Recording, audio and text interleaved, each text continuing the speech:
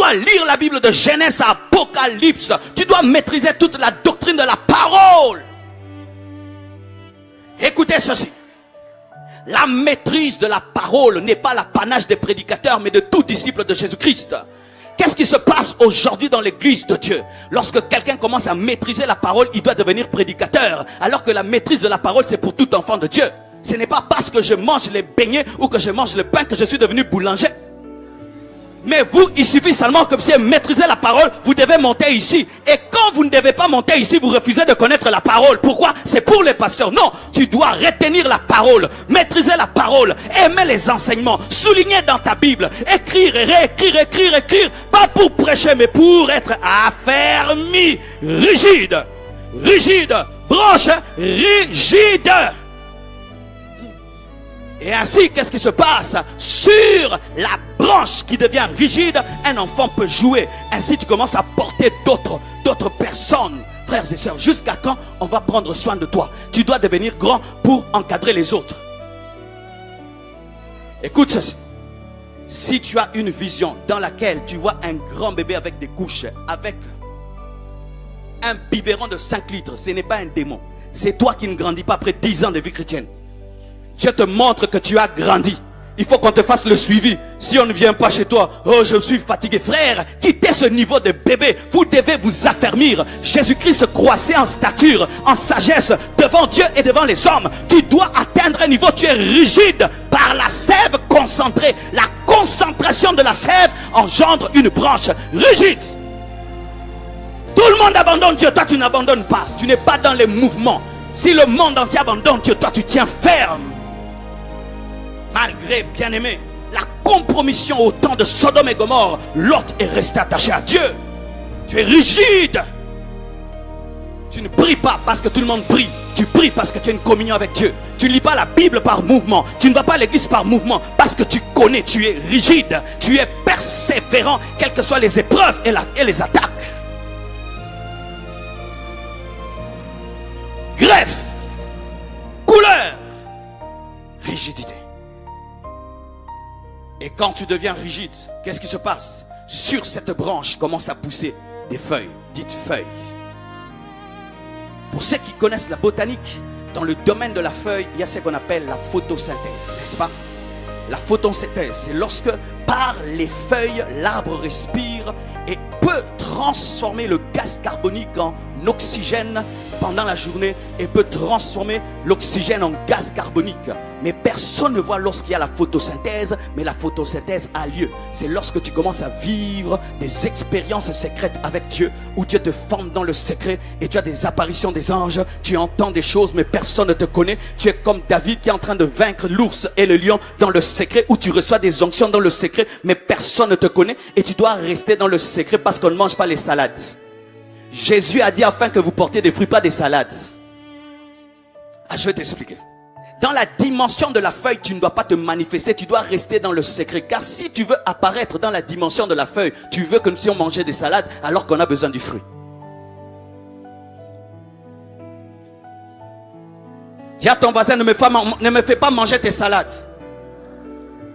Reste caché à l'intercession, dans les toilettes. Là-bas, tu es en train de laver les toilettes et le Saint-Esprit te parle. Tu es en train de transporter les chaises, mais le Saint-Esprit te parle. Tu es caché, personne ne te connaît, mais tu maîtrises les Écritures. Tu es un grand docteur de la parole, mais ce n'est pas encore le temps de ta manifestation. Reste là. La Bible nous dit que Dieu a dit à Élie, va cache-toi, avant de lui dire, va montre-toi. Il y a toujours un temps où tu te caches. L'enfant doit se cacher pendant 9 mois dans le ventre de sa mère avant de se manifester. Sinon, c'est un prématuré ou un mort-né. Donne-moi l'amen. Beaucoup de gens sont impatients. Il suffit seulement que tu commences à avoir des expériences. Les anges t'apparaissent. Tu entends la voix de Dieu. Tu dis c'est mon temps, c'est mon temps. Oh, des feuilles. Tu veux qu'on mange des salades? Il y a un temps où tu vis des grandes choses dans le secret, mais ce n'est pas le temps de la manifestation. C'est comme Jésus-Christ dans le secret pouvait vivre la transfiguration, pouvait marcher sur l'eau devant quelques disciples, mais ce n'était pas encore le temps de la grande manifestation. Il y a un temps dans ta vie où Dieu te forme dans le secret. Tu vis des grandes choses, tu dois être humble et attendre l'autre niveau du processus. Certains commencent les ministères feuilles, église feuille. À peine convertis et commencent à voir des expériences avec Dieu, ils commencent à maîtriser la parole. Ce n'est pas encore le temps qu'ils puissent commencer le ministère. Il ouvre une église. Pourquoi? Parce que Jésus me parle. Bien aimé, oui, Jésus peut te parler, mais tu dois aller auprès d'Ananias afin qu'il puisse te former, t'ouvrir les yeux. Tu peux avoir l'onction de Dieu, mais ce n'est pas encore le temps pour que tu deviennes roi d'Israël. Tu dois d'abord chanter pour Saoul, être un général, et progressivement Dieu te forme. Soyez patients, soyez patients. L'une des maladies de l'église en Afrique, les gens ne sont pas totalement formés et ils veulent prêcher, enseigner, diriger les gens. Ce n'est pas parce que tu parles un bon français que tu es appelé à diriger les gens. Ce n'est pas parce que tu as des visions que tu dois diriger les gens. Ce n'est pas parce que tu connais beaucoup que tu dois diriger les gens. Tu dois être formé, tu dois être formé. Sinon tu vas nous donner une nourriture avariée.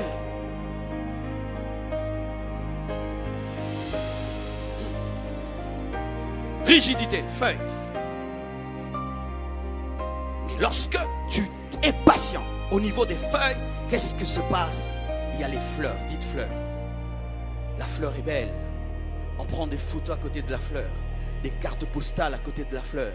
On fait du parfum avec la fleur. C'est quand la gloire de Dieu vient dans ta vie. Il y a le succès. Le succès, oh frère, ce frère a l'onction, ce frère-là Dieu l'a béni, ce frère-là a la grâce, ce frère-là a la grâce. Et quand Jésus-Christ est en train de faire des miracles, des prodiges, il sort de l'anonymat et il se manifeste, il ouvre les yeux des aveugles, il attire de foule. Mais sachez que la fleur est incomestible. La fleur est incomestible. C'est un niveau dans ta vie où tu as une gloire, mais une gloire qui ne sauve personne. Quand Jésus-Christ guérissait, sauvait, plutôt guérissait, chassait les démons, tant qu'il n'était pas mort à la croix, il ne pouvait sauver le monde. Il y a un temps dans ta vie où tu vis des miracles et des prodiges, tu vis des grandes choses, mais ne pense pas que c'est la finalité. Ce sont les fleurs, ce sont les fleurs. Pourquoi? Il y a un autre niveau dans la gloire qui te permettra d'être une source de bénédiction. Qu'est-ce qui nous arrive souvent? Lorsque tu arrives à l'étape des fleurs, tu penses que tout est accompli. Oh la gloire, je suis en train de marcher sur l'eau, je suis en train de chasser les démons. Oh, Jésus-Christ, là on veut faire de lui un roi. Pendant qu'il est en train de chasser les démons, il fait des foules, mais il refuse. Pourquoi? Parce que les fleurs ne deviennent pas rois ou reines.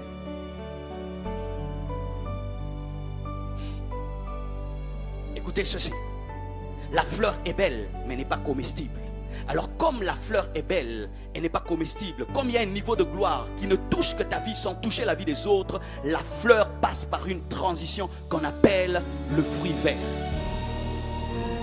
Et qu'est-ce qui se passe? Cette même fleur qui était appréciée, qui était aimée, lorsqu'elle devient un fruit vert, tout le monde s'en éloigne. C'est quand après la gloire tu vis le rejet. La croix. La croix. David, après avoir vaincu Goliath, a cru qu'il allait vivre la gloire. Il a vécu la persécution. Pourquoi? Dieu le préparait au trône. C'est pourquoi des fois dans l'église, tu peux venir ici, tu chantes, tu prêches et tu penses que tu seras élevé. Après tu es suspendu. Tu as des combats. Tu chasses un démon, tu as des combats. Tu es mis en prison. Et tu penses, Seigneur, mais qu'est-ce qui se passe? Pourquoi? Parce qu'il faudrait que la fleur puisse mourir et ressusciter en tant qu'un fruit mûr.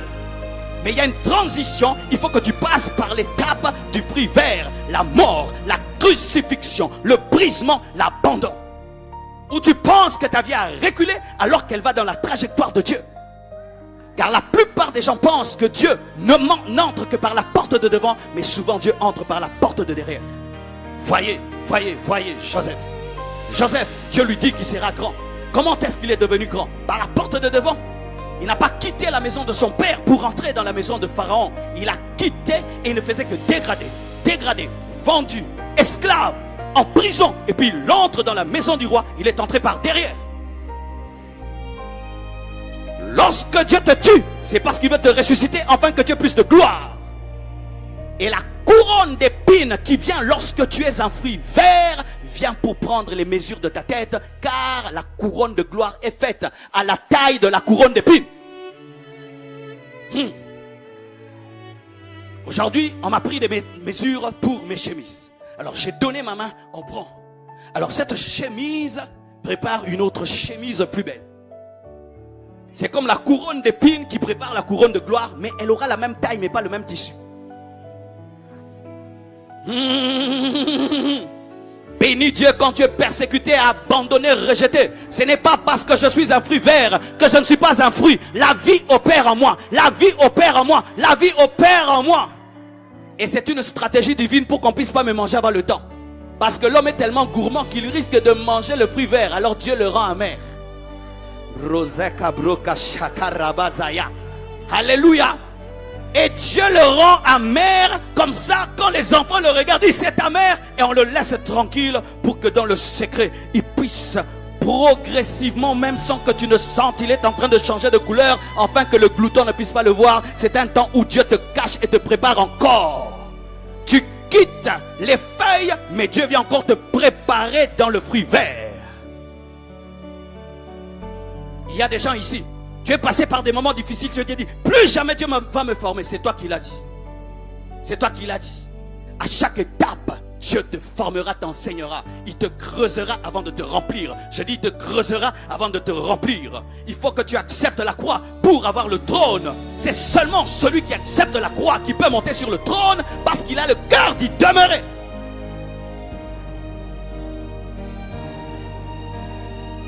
Les feuilles engendrent les fleurs. Les fleurs passent par un brisement qu'on appelle le fruit vert. Mais le fruit vert n'est pas une malédiction. C'est une malédiction pour l'homme charnel, mais pour l'homme spirituel, c'est une préparation. Lorsque tu vois l'annon qui avait fait des années sans que personne ne l'utilise, on pouvait dire que cet anneau est maudit. Personne ne monte sur cet anneau alors qu'il était réservé à Jésus-Christ, au roi des rois, au Seigneur des seigneurs. J'aimerais te dire que tu n'es pas maudit, mais tu es réservé. Tu n'es pas maudit, mais tu es réservé. Tu n'es pas maudite, mais tu es réservé. Tu n'as pas l'esprit de célibat. Tu es réservé à un grand homme, une grande femme. Alléluia. Tu n'es pas maudit, mais tu es réservé. Ah non, tu n'es pas maudit. Tu es réservé pour celui qui est plus que le pharisien, le scribe et le sadducéen.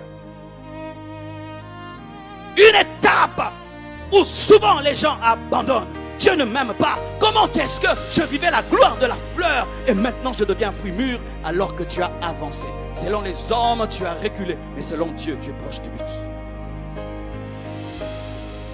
Quand Jésus-Christ était à la croix, les hommes ont cru qu'il a échoué.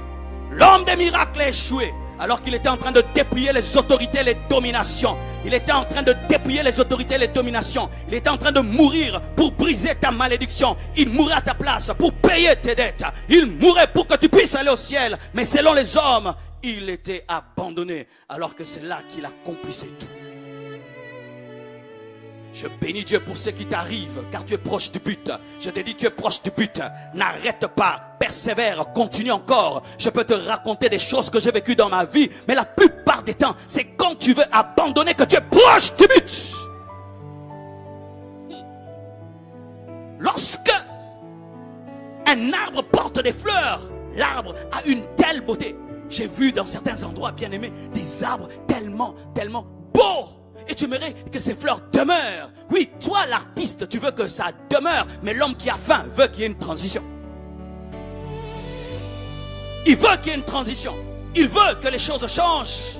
Et quand tu vois un arbre avec des arbres, des fruits verts, si tu as faim, tu vas dire qu'il est inutile. Mais si tu es le cultivateur, tu dis bientôt je vais récolter.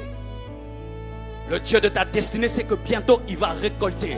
Mais tu dois endurer et tu dois accepter le brisement. Je dis tu dois accepter le brisement. Quand Dieu brise ton orgueil, il va tellement te donner que Dieu veut se rassurer que tu ne prendras pas sa gloire. Parce que Dieu ne donnera sa gloire à personne. Je vous assure, si Dieu avait élevé mon ministère il y a de cela 20 ans, bien aimé, j'aurais commis des dégâts. Il fallait que je connaisse 11 ans d'anonymat. Dites 11 ans. Où tu prêches des grandes prédications comme ça devant 20 personnes. Tu vois ce que je te prêche? Je l'ai déjà prêché il y a longtemps à 20 personnes. C'est la répétition pour moi. Donc tu as un grand message, un petit peuple.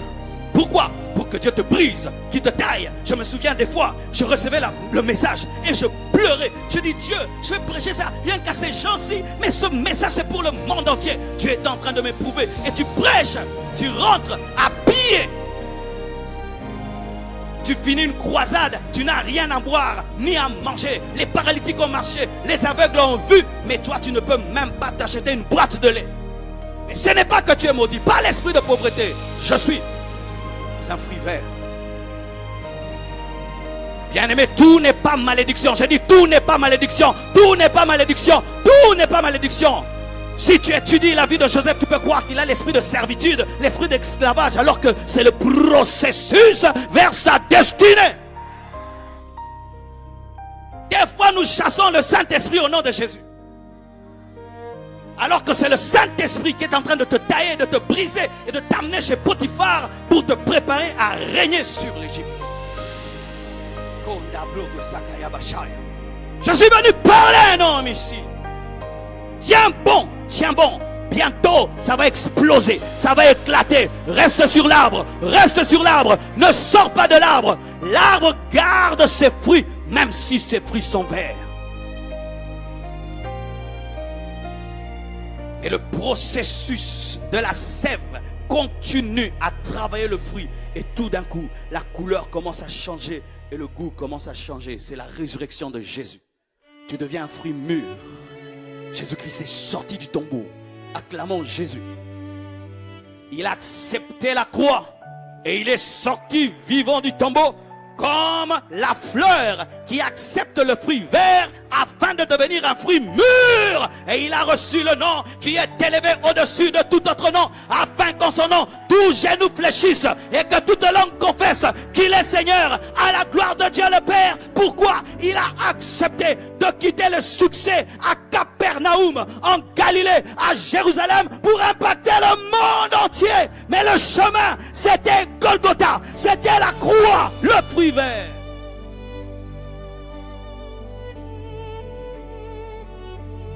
Et là, le fruit vert devient un fruit mûr. Et sache que lorsque tu deviens un fruit mûr, tu deviens appétissant. Et Dieu fait que tu sois tellement doux, enfin qu'on puisse te manger. Lorsque tu deviens un fruit rouge, un fruit mûr, prépare-toi au couteau et aux dents. C'est pourquoi Jésus-Christ, le ressuscité, n'est pas ressuscité avec la haine et la colère. Il n'a pas dit maintenant je vais ressusciter pour tuer tous les Romains. Et Pierre qui m'a rejeté, je vais le frapper d'aveuglement. Mais il dit à la Marie, il dit, dis à mes frères que je les précède en Galilée. Je suis ressuscité mais sans rancune. Lorsque tu connaîtras la résurrection et que tu deviendras une source de bénédiction et que tu connaîtras la résurrection, deviens une source de bénédiction pour les autres. Les apôtres ne sont pas montés à la croix. Et lorsqu'ils meurent, il a leur montré qu'il était mort et ressuscité pour eux. C'est lorsque tu étudies, tu te bats dans la vie, et tu finis tes études, tu attrapes un très bon boulot et tu aides ta famille. Je ne dis pas, vous n'avez pas payé mes études, vous ne m'avez pas aidé, mais tu les fais profiter même si ils t'avaient rejeté. Alléluia. Car il y a beaucoup de chrétiens qui sont rancuniers, remplis de blessures intérieures, comme un crucifié qui meurt, en train de regarder très très bien celui qui le crucifie. Dit, toi, attends, quand je reviendrai, bien aimé. Jésus-Christ n'apparaissait pas dans les maisons des gens comme un fantôme, mais il apparaissait en disant que la paix soit avec vous. Alléluia. Même si tu n'as pas cru en moi, que Dieu te bénisse. Il fallait que tu puisses me rejeter pour que je jeûne, pour que je prie, pour que je me donne à Dieu. Je ne veux pas me venger, mais j'ai souffert pour toi. C'est pourquoi Joseph a fait participer même ce qu'il avait vendu à Goshen. Tu dois te préparer au couteau, tu dois te préparer aux dents, tu dois te préparer à finir dans les estomacs. Devenir une bénédiction pour les autres. Devenir une bénédiction pour ta famille. Là, c'est déjà la vie abondante. Car Jésus dit, afin que vous portiez des fruits. Mais sachez que dans la vie abondante, il y a des vitesses. Dites vitesse. Un fruit mûr est bon, mais ce n'est pas tout. Jésus-Christ, après la résurrection, n'est pas resté dans la dimension de la résurrection. Il leur a dit, restez à Jérusalem jusqu'à ce que vous recevrez le Saint-Esprit. Là, c'est la graine. Après avoir mangé le fruit, il faut planter la graine, car la graine contient une forêt. C'est quand le Saint-Esprit est venu, afin que Pierre puisse prêcher comme Jésus-Christ, faire les mêmes miracles que Jésus-Christ. Leur est arrivé de faire entrer les autres dans ta dimension, où tu as étudié et tu aides tes frères à devenir des docteurs comme toi. Tu sais jouer au piano, tu engendres des pianistes. Tu es prédicateur, tu engendres des prédicateurs. Ne sois pas l'homme qui connaît tout et personne ne connaît rien. Jésus-Christ a voulu que les apôtres aient l'esprit. Tu as pris l'esprit qui était sur Moïse et l'a répandu. C'est lorsque tu entres dans la bénédiction transgénérationnelle et tu laisses des traces sur cette terre. Oui, bien-aimé, il faudrait que tu laisses des traces sur cette terre. Il faudrait qu'une graine sorte de toi et puisse influencer la terre, une forêt. En vous, il y a des écoles. En vous, il y a des hôpitaux. En vous, il y a un réveil. En vous, il y a une église. En vous, il y a une moisson. En vous, il y a une mission. Est-ce que vous le croyez? Il y a des choses en moi. Et j'aimerais vous dire, lorsqu'un agriculteur te voit t'approcher du fruit et de la graine, il protège la graine parce que la graine contient les fruits. Et lorsque tu deviens un homme qui a une vision transgénérationnelle, c'est dire après moi, quelle deviendra cette nation? Que Dieu nous donne des autorités qui pensent à l'après-eux. L'après-eux. Après toi, laisse des hôpitaux. Après toi, des écoles. Après toi, des routes. Après toi, une grande institution. Après toi, de l'argent en caisse. Après toi, après moi, qu'est-ce qu'il y aura? Car si Jésus-Christ tarde, nous quitterons cette terre. Qu'est-ce que je laisserai sur cette terre? Une graine. Dieu veut que tu sois une graine. Dieu veut que tu sois un leader. Dieu veut que tu puisses contaminer, comme le dit le pasteur Sanogo. Tu dois contaminer les autres. Tu dois engendrer des grands comme toi, comme Jésus. Il a pris un Pierre qui n'était qu'un pêcheur de poissons, il en a fait un écrivain. Où tu rencontres des hommes et tu les transformes par ta vie. Frères et sœurs, sachez ceci, qu'en soi Dieu ne nous bénit pas. Il nous bénit pour être des sources de bénédiction, être des graines. Être des graines, il est temps que tu deviennes une graine. Et je t'assure, lorsque tu commenceras à prier Dieu pour dire Seigneur, fais de moi une source de bénédiction, Dieu t'élèvera, Dieu te bénira. Car Dieu, quand nous prions, n'exauce pas nos paroles, il exauce notre cœur.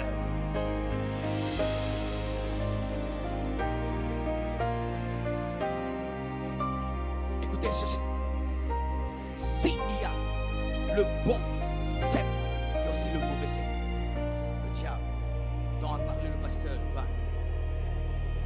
Le diable, c'est une tige pourrie. Avec des cafards, des souris, qui sont mauvais. Mais il y a des hommes qui sont capables de quitter Jésus-Christ le cep pour aller se greffer à Satan.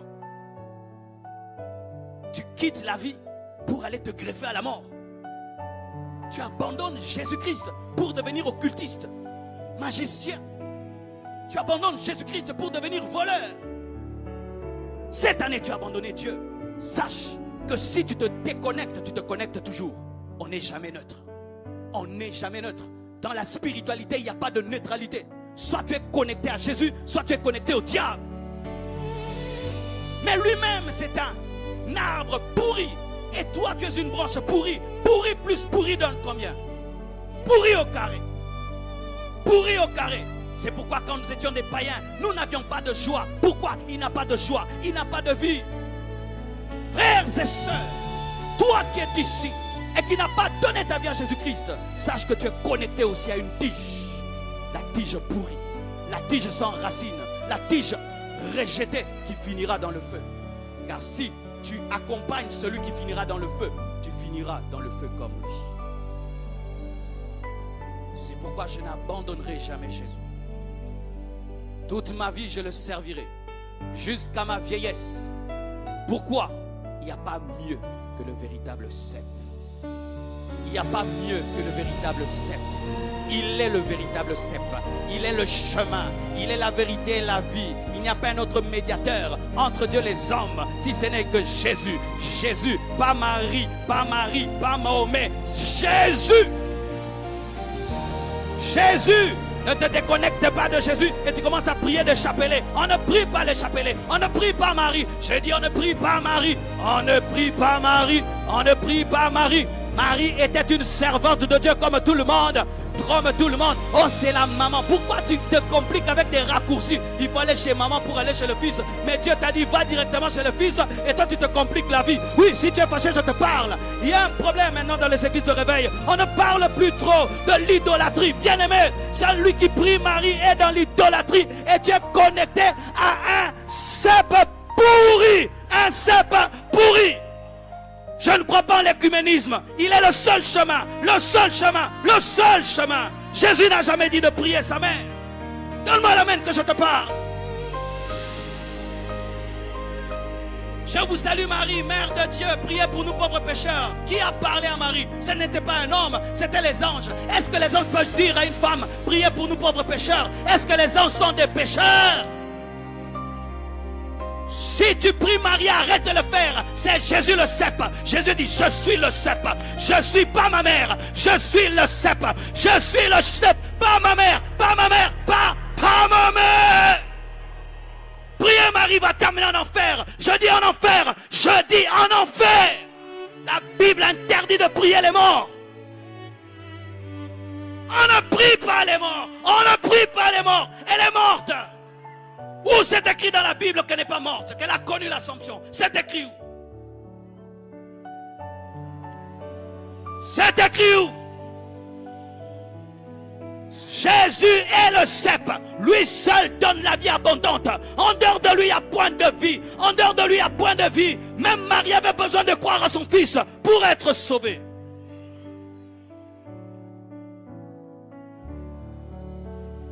Alléluia. Elle était dans la chambre haute en train d'attendre le Saint-Esprit. Pourquoi? C'était une femme comme toutes les autres, mais qui avait trouvé grâce. Que veut dire grâce? Faveur imméritée. Jetez vos chapelets, jetez vos eaux bénites, jetez vos chapelets, jetez vos eaux bénites, jetez-les, jetez ça, jetez, jetez. Ma mère était catholique et quand je me suis converti, elle est venue dans ma chambre, la gloire de Dieu est tombée sur elle. Elle m'a donné son chapelet, je l'ai jeté dans les toilettes. Aujourd'hui, elle prêche l'évangile. Ça va, je vais te prouver que tu es idolâtre. Tu vois, quand j'ai commencé à parler d'elle, tu es fâché. Mais si je parle mal contre Jésus, tu ne seras pas fâché. C'est ça l'idolâtrie. Vous avez donné à une humaine la place qui n'est pas à elle. C'est une servante de Dieu, il faut la respecter, mais il ne faut pas la prier, il ne faut pas l'adorer. Cassez vos statues, cassez vos statues, cassez vos statues, cassez ça.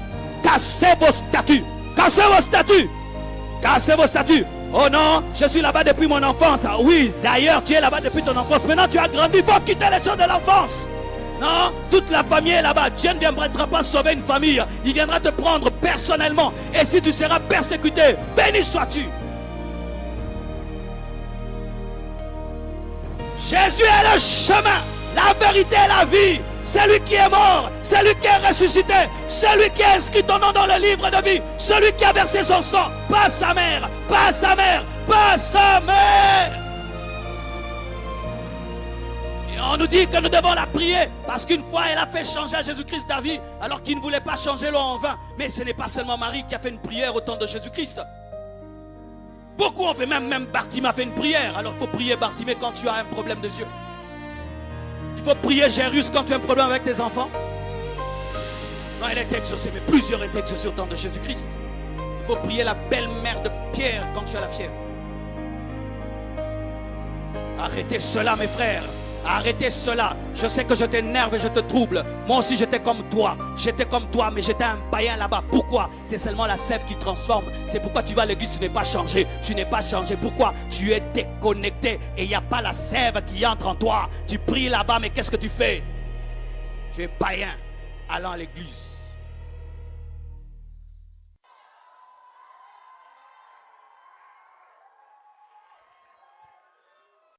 Alléluia.